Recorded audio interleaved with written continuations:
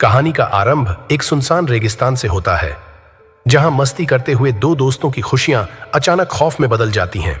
रेत के नीचे छुपे एक खतरनाक प्राणी के हमले में वे दोनों अपनी जान गंवा देते हैं। इसके बाद कहानी एक खूबसूरत समुद्री टाउन पर शिफ्ट होती है, जहां पर्यटकों से गुलजार बीच पर स्थानीय अधिकारी जिमी एक भव्य इवेंट की योजना बना रहा होता है। लेकिन किसी को अंदाजा नहीं था कि यह इवेंट एक खतरनाक और रहस्यमय खतरे को सामने लाने वाला है। तो दोस्तों, हमारी कहानी में आगे बढ़ने से पहले चैनल को सब्सक्राइब करना न भूलें। साथ ही बेल आइकॉन जरूर दबाएं ताकि आप हमारी नई वीडियो की नोटिफिकेशन सबसे पहले पा सकें। तो बढ़ते हैं हमारी वीडियो की ओर। कहानी की शुरुआत एक सुनसान और बंजर रेगिस्तान में होती है, जहां दो दोस्त अपनी गाड़ियों के साथ रेत के टीलों पर मस्ती कर रहे होते हैं। अचानक उनमें से एक दोस्त, जो बाइक पर सवार था, अपनी बाइक से गिर जाता है। यह घटना उसे हैरान कर देती है, क्योंकि वह इस रास्ते पर पहले भी कई बार जा चुका था, लेकिन इस बार कुछ ऐसा था जिसने उसे गिरा दिया। वह बाइक को दोबारा स्टार्ट करने की कोशिश करता है। तभी रेत के नीचे से एक विशालकाय प्राणी बाहर निकलता है और उसे अपनी गिरफ्त में लेकर नीचे खींच लेता है। कुछ देर बाद उसका दूसरा दोस्त वहां पहुंचता है और अपने साथी की बाइक और हेलमेट को वहां पाता है। वह बाइक में लगे झंडे को निकालता है और तभी रेत में एक शार्क जैसी आकृति को तेजी से अपनी ओर आते देखता है। यह देखकर वह डर जाता है और जल्दबाजी में बाइक स्टार्ट कर वहां से भागने की कोशिश करता है। लेकिन थोड़ी दूर जाने के बाद वह अपना संतुलन खो बैठता है और गिर जाता है।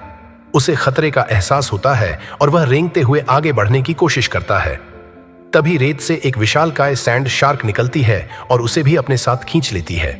इसके बाद कहानी एक खूबसूरत सी टाउन पर शिफ्ट होती है। यह जगह पर्यटकों के लिए मशहूर है, लेकिन बावजूद इसके इस क्षेत्र की आर्थिक स्थिति ठीक नहीं है। यहाँ जिमी नाम का एक व्यक्ति है जो टाउन का इंचार्ज है।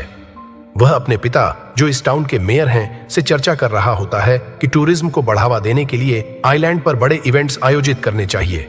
जिमी को यकीन होता है कि इन इवेंट्स का खर्चा उसके पिता संभाल लेंगे। मेयर अपने बेटे की योजना से खुश होकर उसकी बात मान लेते हैं। दूसरी ओर कहानी फिर से रेगिस्तान में लौटती है, जहां जॉन और ब्रेंडा नाम के दो पुलिस अधिकारी लापता लोगों की तलाश में आए होते हैं। उन्हें वहां एक व्यक्ति का कटा हुआ सिर मिलता है, लेकिन बाकी शरीर गायब होता है। वे इस बात से हैरान होते हैं और अनुमान लगाते हैं कि उन लोगों पर किसी ने हमला किया होगा। आसपास उन्हें रेत पर अजीब निशान भी मिलते हैं, जो इस ओर इशारा करते हैं कि कोई बड़ा जीव वहां आया था। इसी बीच जिमी अपने पिता से बात करते हुए बेहद उत्साहित नजर आता है। वह उन्हें समझाता है कि यदि यह इवेंट व्हाइट सैंड वाले आइलैंड पर आयोजित किया गया तो और ज्यादा टूरिस्ट आकर्षित होंगे। यहां तक कि अमेरिकी छात्र भी इस जगह को प्रमोट कर सकते हैं। अपने बेटे की दूरदर्शिता देखकर मेयर गर्व महसूस करते हैं और उसकी योजना का समर्थन करने के लिए तुरंत तैयार हो जाते हैं। कहानी आगे बढ़ती है, जहां ब्रेंडा एक वेट डॉक्टर सैंडी को बुलाती है। ब्रेंडा समंदर किनारे दो लोगों की रहस्यमय मौत का मामला सुलझाना चाहती थी और सैंडी उसकी मदद के लिए तैयार हो जाती है। इस बीच कहानी में एक कपल की एंट्री होती है। महिला आराम से बीच पर सनस्क्रीन लगा रही थी। तभी अचानक एक अजीब घटना होती है। रेत के नीचे से कुछ उसे खींच लेता है और वह गायब हो जाती है। उसके बॉयफ्रेंड का सिर कुछ देर के लिए रेत से बाहर रहता है, लेकिन कुछ ही पलों में वह भी रेत के भीतर समा जाता है। दूसरी तरफ शेरिफ जॉन समुद्र के पास सर्वे कर रहा होता है। उसे बीच पर एक लड़की नजर आती है जो शार्क से बचकर भाग रही थी।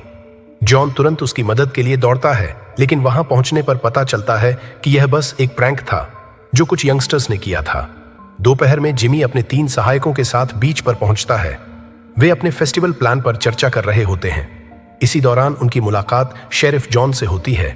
जब जिमी अपने इवेंट की योजना बताता है तो जॉन गुस्सा हो जाता है। जॉन का गुस्सा जायज था, क्योंकि पिछले साल के इवेंट में 15 बेगुनाह लोगों की मौत हो गई थी। इसके बाद एक लड़का समुद्र में सर्फिंग के लिए जाता है। अचानक एक विशाल शार्क उस पर हमला करती है और उसे खत्म कर देती है। उसकी गर्लफ्रेंड दौड़कर शेरिफ को बताती है कि उसका बॉयफ्रेंड खतरे में है। जॉन और बाकी लोग जब समुद्र की तरफ जाकर जांच करते हैं तो उसका बॉयफ्रेंड गायब मिलता है। तभी उनकी आंखों के सामने वही शार्क प्रकट होती है और उस लड़की को भी निगल जाती है। घबराए हुए जॉन और बाकी लोग इस घटना की जानकारी देने मेयर के पास पहुंचते हैं। वे बताते हैं कि स्थिति बेहद खतरनाक हो गई है। शार्क अब तक 2 लोगों को मार चुकी है और अगर यह जारी रहा तो यह टाउन के पर्यटन और व्यवसाय पर बुरा असर डालेगा। जॉन सुझाव देता है कि बीच को अस्थायी रूप से बंद कर दिया जाए, जब तक कि इन शार्क्स को काबू में नहीं किया जाता। सिटी के बिजनेसमैन भी इस बात का समर्थन करते हैं और मेयर आखिरकार बीच को अगले 24 घंटों के लिए बंद करने का आदेश देता है। तभी एक आदमी वहां आता है और कहता है कि वह जानता है कि यह कौन सी शार्क है। वह बताता है कि ये सैंड शार्क्स हैं जो रेत में रहती हैं। वह इन्हें खत्म करने के लिए $100 मांगता है। उसकी बात सुनकर मेयर हंसता है और उसे धन्यवाद देकर मना कर देता है। कहानी आगे बढ़ती है जहां सैंडी और जॉन अपनी लैब में पहुंचते हैं। वे एक विक्टिम के बॉडी पार्ट्स का अध्ययन कर रहे होते हैं। इस बीच रात में 2 लोग एक नाव लेकर सैंड शार्क्स का शिकार करने के लिए निकलते हैं। उनका इरादा शार्क को मारकर मेयर से इनाम हासिल करना था, लेकिन वे इस बात से अनजान थे कि वे कितनी खतरनाक स्थिति में फंसने वाले हैं। अचानक सैंड शार्क्स उन पर हमला कर देती हैं। वे भागने की कोशिश करते हैं, लेकिन शार्क की गति और ताकत के आगे बेबस हो जाते हैं। कुछ ही पलों में शार्क उनका काम तमाम कर देती है। अगले दिन ब्रेंडा सैंडी को विक्टिम्स की बॉडी दिखाने के लिए बीच पर ले जाती है। वहां पहुंचने पर उन्हें सिर्फ एक राफ्ट मिलती है। इसी दौरान जिमी अपनी टीम के साथ वहां मौजूद होता है। ब्रेंडा जिमी को बताती है कि बीच 24 घंटों के लिए बंद कर दिया गया है और यहां किसी का आना मना है। लेकिन जिमी के दिमाग में पहले से ही एक खतरनाक योजना चल रही होती है। वहीं सैंडी को शार्क के दांतों के कुछ नमूने मिलते हैं। जब वह लैब में जाकर उन दांतों का अध्ययन करती है तो उसे पता चलता है कि यह किसी सामान्य शार्क का दांत नहीं है। यह एक बहुत पुरानी और विशाल शार्क का दांत है जिसका आकार सामान्य शार्क के दांतों से काफी बड़ा है। तभी ब्रेंडा जॉन को वॉकी टॉकी पर सूचित करती है कि किसी ने एक बड़ी शार्क को पकड़ लिया है। यह सुनते ही जॉन और सैंडी तेजी से बीच पर पहुंचते हैं। वहां जिमी खुशी से घोषणा करता है कि उन्होंने उस शार्क को पकड़ लिया है। वह जॉन से इवेंट आयोजित करने की अनुमति मांगता है, लेकिन जॉन सैंडी से उस शार्क की जांच करने के लिए कहता है। सैंडी जांच करने पर पता लगाती है कि यह वही शार्क नहीं है जिसका दांत उन्हें मिला था। यह एक सामान्य व्हाइट शार्क है। जिमी की योजना काम नहीं करती, लेकिन वह हार मानने को तैयार नहीं होता। वह अपने प्रचार और आइलैंड के प्रमोशन में लगा रहता है। शाम होते ही सैंड शार्क्स इलेक्ट्रिसिटी केबल काट देती है, जिससे जिमी के सभी कंप्यूटर बंद हो जाते हैं। उसी रात ब्रेंडा जिमी के घर जाती है और उसे पुलिस स्टेशन ले आती है। उसे पता चलता है कि जिमी ने ही उस सामान्य शार्क को पकड़ने के लिए लोगों को पैसे दिए थे। यही नहीं, जिमी ने उन 2 लोगों को भी पैसे दिए थे जो शार्क का शिकार करने निकले थे और मारे गए थे। दूसरी तरफ जॉन बीच पर मौजूद लोगों को गिरफ्तार करने पहुंचता है। वहां वह सैंडी को देखता है जो फ्रेश ब्लड के सैंपल ले रही थी। खून की गंध से एक सैंड शार्क उसकी ओर आकर्षित हो जाती है और उसके चारों ओर चक्कर लगाने लगती है। जॉन सैंडी को बचाने के लिए आगे बढ़ता है, लेकिन सैंडी उसे रोक देती है और खुद बचने के लिए दूसरी दिशा में भाग जाती है। कहानी में अब एक और मोड़ आता है। जिमी अपने पिता मेयर को जाकर बताता है कि बीच पर फेस्टिवल करना खतरनाक है क्योंकि सैंड शार्क्स का खतरा अभी भी बरकरार है। मेयर को जिमी की यह बात मूर्खतापूर्ण लगती है और वह खुद यह साबित करने के लिए बीच पर चला जाता है। जैसे ही मेयर बीच पर कदम रखता है, एक शार्क उस पर हमला करती है और उसकी जान ले लेती है। इसी बीच एक मछुआरा जिसे जिमी ने हायर किया था बीच पर आता है। उसका काम उस इलेक्ट्रिक वायर को जोड़ना था जिसे सैंड शार्क ने काट दिया था ताकि बिजली की आपूर्ति फिर से शुरू हो सके। जैसे ही वह मछुआरा तार जोड़ता है, एक बड़ी शार्क उस पर हमला करती है। तार जोड़ने से हुए बड़े ब्लास्ट में शार्क और मछुआरा दोनों मारे जाते हैं। जिमी को लगता है कि अब खतरा टल गया है, क्योंकि वह मानता है कि यही सैंड शार्क थी जो सभी के लिए खतरनाक थी। वह खुश होकर बीच को फिर से खोलने का निर्णय लेता है। दूसरी तरफ सैंडी उस मरी हुई शार्क के टुकड़ों को अपनी लैब में जांच रही होती है। विस्तृत जांच के बाद उसे पता चलता है कि यह शार्क किसी बड़ी शार्क का बच्चा था। असली खतरा अभी बाकी था, क्योंकि वह बड़ी शार्क, मां शार्क, अब भी जिंदा थी। सैंडी को यह भी पता चलता है कि यह शार्क सामान्य शार्क नहीं है। इसका मांस ऐसा था जो पानी और रेत दोनों में तैर सकता था। सैंडी की यह जानकारी सुनकर शेरिफ जॉन तुरंत जिमी को आगाह करने जाता है। वह जिमी से कहता है कि जब तक सभी सैंड शार्क्स को खत्म नहीं किया जाता, फेस्टिवल आयोजित करना बेहद खतरनाक होगा। लेकिन जिमी अब किसी भी कीमत पर फेस्टिवल रोकने के लिए तैयार नहीं था। उसने बहुत पैसा खर्च किया था और फेस्टिवल को रद्द करना उसके लिए नामुमकिन था। मेयर की मौत के बाद जिमी ने सारी जिम्मेदारी संभाल ली थी और अब वह अपनी मर्जी से सब कुछ कर रहा था।